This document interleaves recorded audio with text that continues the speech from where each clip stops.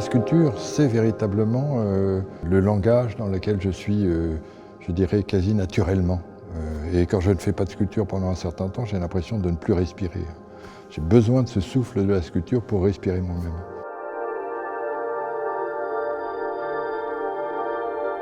Ce lieu, la collégiale, un lieu absolument extraordinaire. J'avais envie qu'il soit complètement ouvert. Et pour l'ouvrir complètement, mais par, je dirais, l'intermédiaire de la fiction, j'ai commencé à faire des dessins. Ça a été toute une période de dessins que je pouvais mettre sur les murs de l'édifice et qui permettraient de le traverser, de créer des fenêtres, des ouvertures.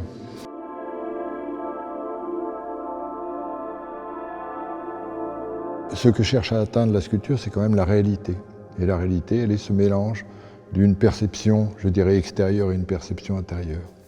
Et là, ce qui est venu se mêler à la réalité humaine, c'est la réalité du paysage qui l'entoure. Ce paysage qui l'entoure, c'est le paysage que je côtoie en permanence, qui est le paysage de la plaine.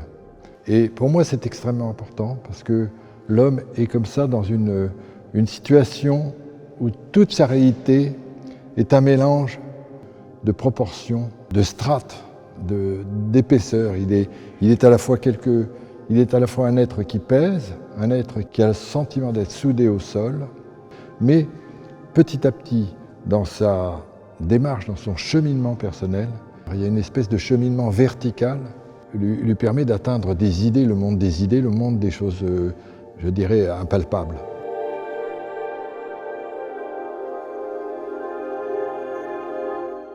Je pense que la sculpture est un lieu de rencontre. Vous venez la voir, vous venez d'une certaine manière la visiter, et moi je l'ai visitée aussi, et donc je ne sais pas du tout ce qui va se passer. Les sculptures ne sont pas de la philosophie ou une explication véritablement, c'est une découverte, je dirais.